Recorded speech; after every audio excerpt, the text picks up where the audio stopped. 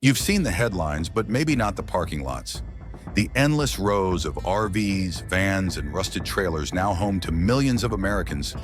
Families who once had houses, savings, and steady jobs are sleeping under tin roofs, parked beside discount stores and deserted fields. How did the richest nation on earth end up here? Where a family's last piece of freedom is four wheels and a tank of gas. The numbers don't lie. Since 2019, the cost of living has surged faster than wages in nearly every state. Housing prices have doubled in once affordable cities, and more than 11 million people now live in mobile homes or vehicles. A silent migration no one in power wants to discuss. What happens when the middle class becomes the moving class? When the American dream fits inside a camper?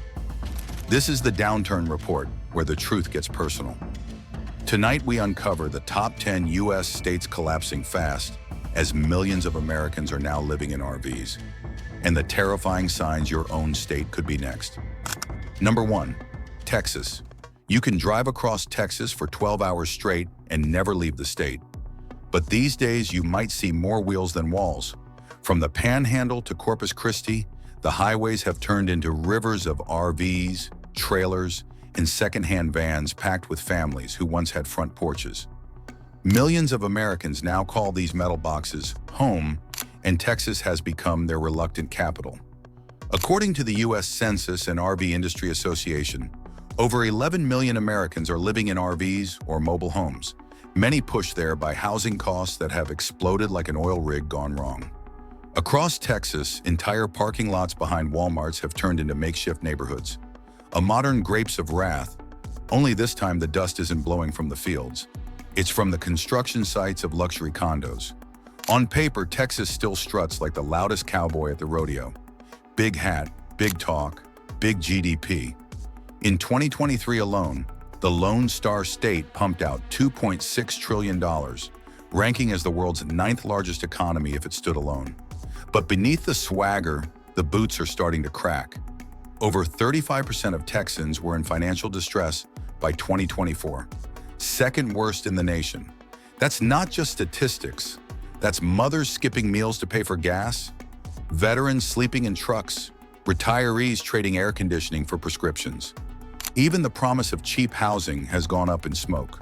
In Austin, the median home price rocketed from $335,000 in 2019 to over $540,000 by 2022. Rents in smaller towns follow like stubborn shadows. You can work 2 jobs here, maybe even 3, and still be too broke for health insurance. Texas once sold itself as the place where hard work guaranteed comfort. Today, comfort comes with an interest rate. And then, there's the cruel irony. The land of energy that can't keep the lights on. The 2021 winter freeze shut down the power grid, left millions shivering in the dark, and took hundreds of lives. Add 26 hospital closures since 2010, and the highest uninsured rate in America, 16.6%, and Texas starts looking less like a powerhouse and more like a house of cards. Still, its leaders keep bragging like gamblers on their last chip. The myth of Texas toughness might survive another storm, but the people inside the RVs already know how fragile the dream has become. Number 2. Michigan. Michigan used to build the American dream on 4 wheels, but if you drive through Detroit today, you'll see that dream sitting on cinder blocks. Behind the shiny downtown renovations and the new slogans of revival, whole neighborhoods look like time stopped in 1980. And while the politicians cut ribbons and boast of comebacks, the people know better. Because when nearly 11 million Americans are now living in RVs or mobile homes, escaping high rent in broken cities, Michigan is one of the places they're driving away from. The state once built the cars that carried families into the middle class. Now it's watching families live in those cars instead. Beneath the headlines, Michigan's reality is brutal. In 2024, 38% of residents were classified as in financial distress, the highest rate in the entire country. That's not just Detroit's burden. Flint, Saginaw, Muskegon, they're all bleeding out the same way, caught between factory closures and rising costs. The auto industry, still the backbone of the state, makes up 19% of its GDP, double the national average. Great when the assembly lines hum, catastrophic when they stop. Folks still remember 2008 when GM and Chrysler went bankrupt and 400,000 Michigan jobs vanished almost overnight. Even now, the wounds haven't healed. Plant shutdowns are common. Temp work is the new normal. The roads are so broken that "Fix the damn roads" became an actual campaign slogan. And yet the American Society of Civil Engineers still gives Michigan's infrastructure a D+. That's before mentioning the Flint water disaster, which began in 2014 and still isn't fully resolved. Some rural residents have lived under boil water advisories for years.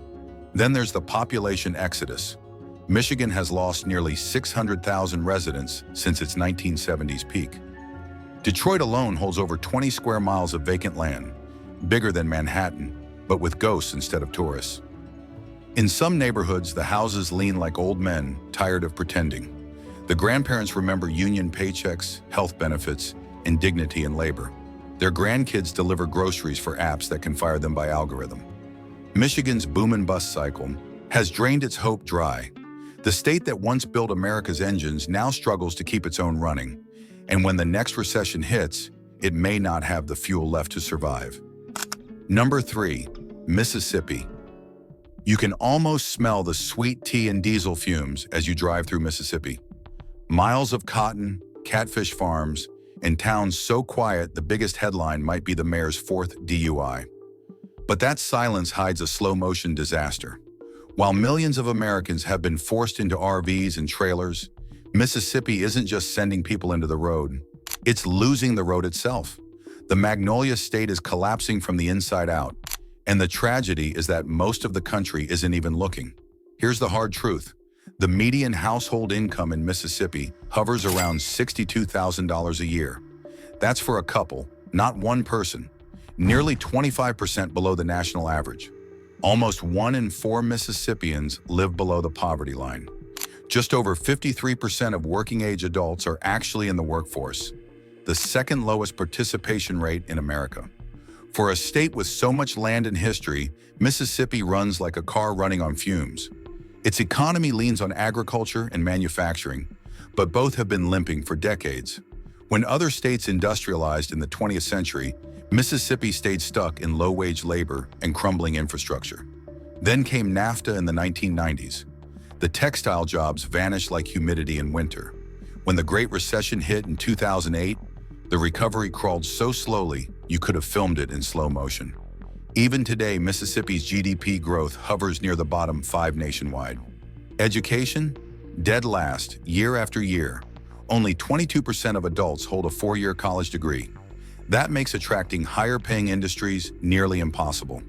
You can't build a Silicon Valley on cheap land if no one's trained to code, count, or manage. Foreign investment is almost non-existent.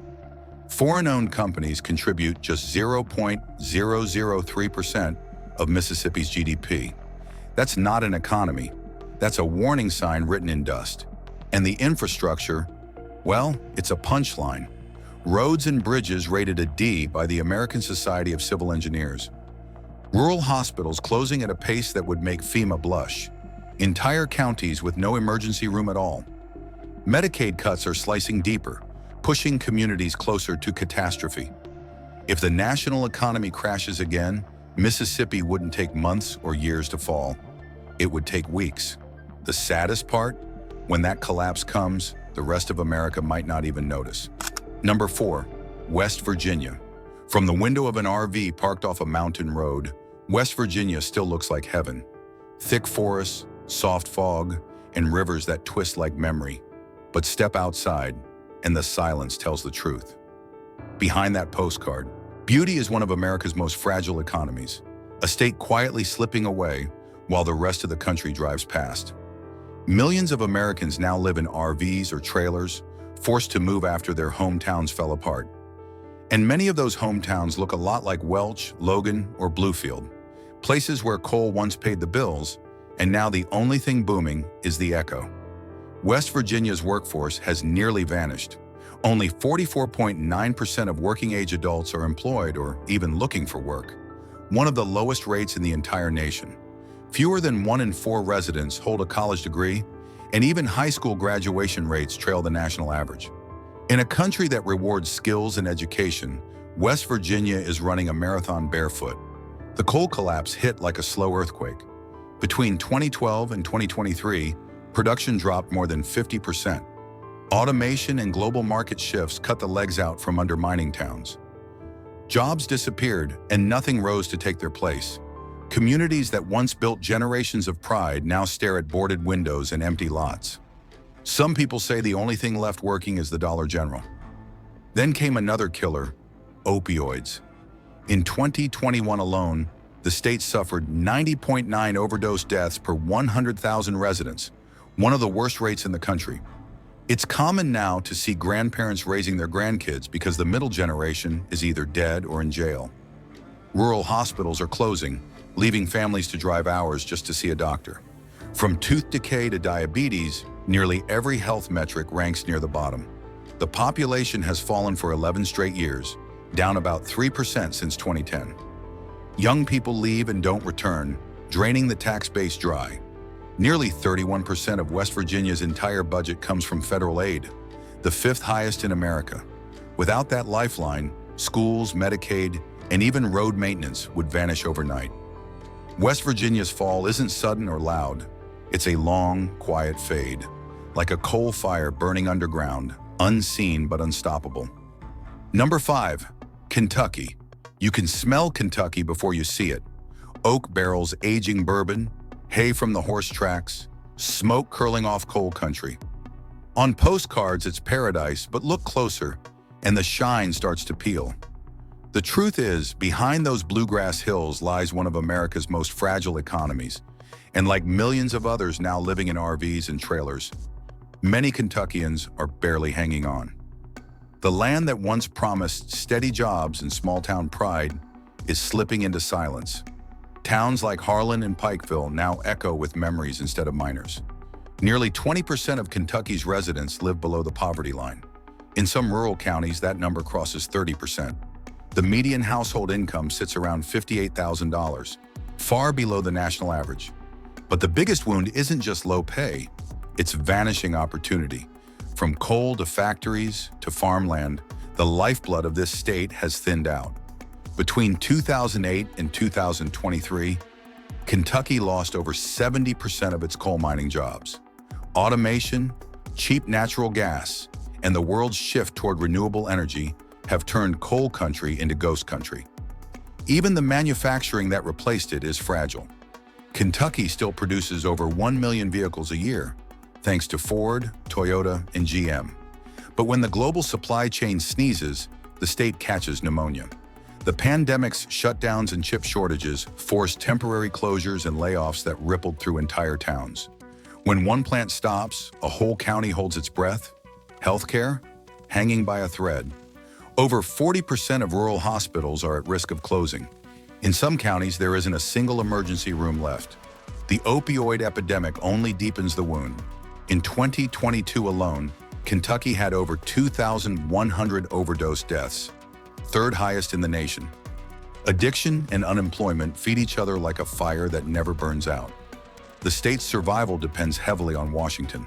Roughly 40% of its budget comes from federal aid, Medicaid, food stamps, infrastructure. A single federal cut could throw the state into chaos within weeks. Add to that a chronic education gap.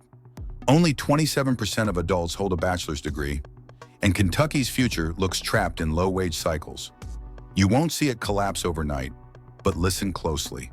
The thread's already fraying, and once it snaps, there's nothing left to catch the fall. Number 6, Illinois. From a distance, Illinois still looks like success. The Chicago skyline cuts through the clouds, its glass towers catching sunlight like promises. The state's universities remain world-class, and its highways, railroads, and airports form the beating heart of America's logistics. But step closer, and that shine fades fast. Behind the steel and polish is a state drowning quietly in red ink, a place where political mismanagement has stretched the budget so thin you can practically see daylight through it. And like the millions of Americans now living in RVs because they can't afford stability, many Illinois families are realizing the middle-class dream here is running on fumes. Let's start with the elephant in the accounting room: pensions. Illinois has the worst-funded pension system in the entire nation. Depending on the estimate, the state owes between $140 and $150 billion it doesn't have. That's not a typo. That's the financial equivalent of paying a mortgage on a house that's already burned down. For every dollar owed to retirees, less than 50 cents exists. It's a time bomb, and the clock's still ticking. Then there's the rainy day fund, the emergency cash that's supposed to keep states alive when tax revenue dries up. In 2022, Illinois had enough to keep running for about 15 days. That's not a cushion. That's a Band-Aid on a bullet wound. When the next recession hits, the cuts will come fast. Public services slashed, workers laid off, taxes climbing higher. Property taxes already average 2.1% of a home's value every year, among the highest in the nation. No wonder people are leaving. Illinois has lost population for 10 consecutive years, about 100,000 residents in 2023 alone. Each family that packs up takes their tax dollars with them, leaving behind a hole that just keeps widening. Infrastructure mirrors the finances. Impressive downtown, crumbling edges. 21% of Illinois roads are in poor condition, and more than 2,300 bridges are structurally unsound. Chicago itself, the state's crown jewel, is sinking under debt. Its schools, police, and fire pensions all deep in the red. Violent crime scares off investors, and corporations like Boeing and Caterpillar have already bolted for friendlier ground. Illinois still looks strong from a distance, but up close it's a skyscraper built on debt. Tall, proud, and one bad storm away from collapse. Number 7. Louisiana. Louisiana is the kind of place that makes you believe in magic. Jazz pouring out of open doors, gumbo steaming on street corners, Mardi Gras parades rolling under glittering skies. It's the postcard America loves to show the world. But behind the beads, the brass bands, and the bayous lurks a different story. One of poverty, debt, and disasters that never stop coming. Millions of Americans have already traded homes for RVs and mobile trailers, chasing stability that Louisiana can no longer promise. Because here, one bad storm or one oil crash can turn a city into rubble and a dream into dust. Let's start with the numbers. Nearly 18.6% of Louisianans live below the poverty line, one of the highest rates in the nation. The median household income hovers around $69,000, nearly $18,000 less than what families in Massachusetts earn. On paper, unemployment looks average, but that's mostly because so many have already given up looking for work entirely. It's not laziness, it's exhaustion. For decades, Louisiana's veins ran black with oil. In the 1970s and early 80s, the state swam in petroleum money, but the 1986 oil bust drained it dry, and Louisiana has been chasing the high ever since. Today, oil and gas still make up about 10% of the state's GDP directly, far more when you count all the industries that orbit it. But oil prices are as predictable as an alligator in mating season. When demand collapsed in 2020 during the pandemic, so did Louisiana's economy. And if oil doesn't take you down, the weather will. Katrina in 2005 caused $125 billion in damage and pushed tens of thousands to Houston for good. Then came Laura, Ida, and Zeta, billion-dollar storms stacked within just a few years. Recovery costs bleed the budget dry. In 2023, Louisiana's rainy day fund held only $94 million, barely 2% of its annual budget. Meanwhile, the state ranks 48th in education quality, and much of its infrastructure is literally sinking. The Department of Transportation says it needs $14 billion to fix the roads and bridges. Nearly 40% of rural hospitals are at risk of closing, and Medicaid cuts could finish them off. Each hurricane knocks out refineries, slashes revenue, and weakens schools, hospitals, and homes. The cycle repeats, slower, quieter, but deadlier every time. Louisiana still dances, still sings, but it's a party held on borrowed time. When the music stops, even the Mardi Gras floats might be the only thing still rolling. Number 8. Nevada. At first glance, Nevada looks like the American dream dressed in neon.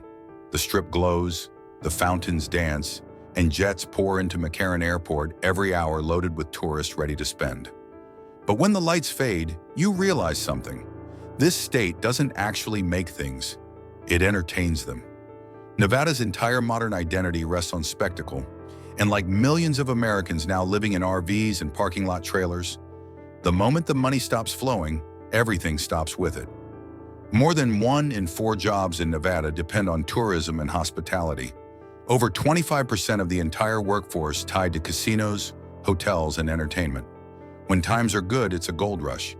Billions pour in, tax revenue surges, and the state brags about not needing a single dime of income tax. But when people stop spending, Nevada doesn't ease into a slowdown. It falls off a cliff. During the Great Recession, it had the highest foreclosure rate in the nation. At one point, 1 in every 9 homes was in foreclosure. Entire neighborhoods in Las Vegas stood empty. For sale signs swallowed by weeds. By 2010, unemployment hit 13.7%. The dream city turned ghostly quiet. Then came the 2020 pandemic, and the fall was even harder. Tourism vanished overnight. Unemployment skyrocketed to 30%, the highest of any state in modern American history. Casinos went dark. The Strip fell silent. It took years to recover, and in many rural counties, jobs never returned at all. Nevada's problem runs deeper than luck. The state's tax system is a gambler's game. 72% of its general fund in 2023 came from taxes linked to consumer spending. When tourists tighten their wallets, the government loses its lifeblood. And because Nevada refuses to levy a state income tax, it also runs one of the smallest state budgets per capita in the country. Translation: there's no safety net, no rainy day fund, no cushion for the crash that always comes. Nevada thrives on illusion. The illusion that what glitters will last. But even the brightest mirage disappears when the heat hits. One more national downturn, one more pandemic, one more dry spell in tourism, and the city of endless lights could flicker out faster than anyone dares to imagine. Number 9. Alabama. Alabama wears its heritage proudly, from crimson football glory to civil rights landmarks that changed the nation. But behind the proud spirit and small-town loyalty, the state's economy is walking a tightrope with no net below. Poverty grips 16% of Alabamians, and in many rural counties, child poverty tops 22%. The median household income sits near $58,000, and countless families live paycheck to paycheck. One unexpected medical bill or job loss can send them tumbling into crisis. Healthcare is Alabama's weakest link. The state has the 3rd highest uninsured rate in America, just over 10%, and more than half its rural hospitals are running in the red. Since 2010, 14 have closed completely, leaving some counties without emergency care. For many, the nearest hospital is over an hour's drive, a dangerous distance when minutes decide life or death. Infrastructure tells a similar story. 40% of rural roads are in poor or mediocre condition, and nearly 500 bridges are structurally unsound. These aren't minor potholes, they're economic choke points, cutting off rural communities from investment. Broadband access lags far behind the national average, isolating families from remote jobs and online education. Alabama's economy still leans on fragile pillars: manufacturing, agriculture, and aerospace. Huntsville and the Gulf Coast show flashes of growth, but much of rural Alabama depends on low-wage, labor-heavy jobs like poultry plants and retail, the first to vanish when recessions hit. And with 42% of the state's budget funded by Washington, D.C., any federal slowdown could trigger an instant economic shock.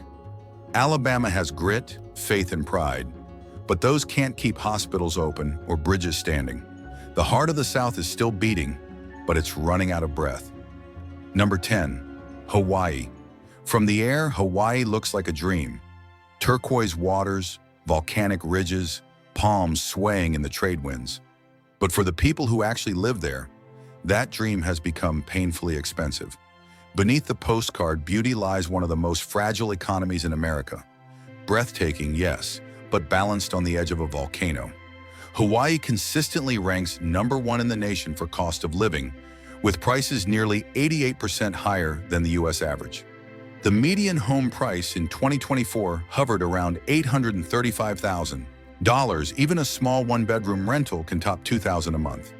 Everyday life costs more here, groceries, gas, electricity, because nearly everything must be shipped in. For many locals, paradise now feels like a paycheck-to-paycheck trap. The state's lifeline is tourism, making up about 21% of its GDP and employing 1 in 5 workers.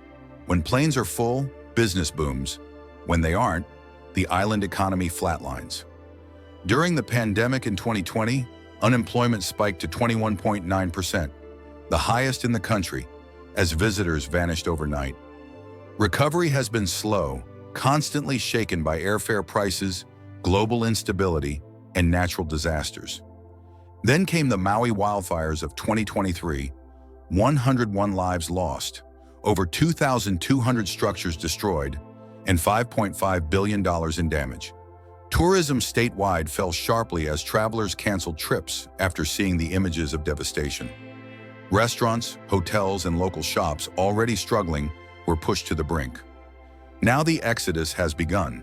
Between 2015 and 2022, Hawaii lost over 27,000 residents, many native Hawaiians leaving for the mainland in search of affordable housing and steady work.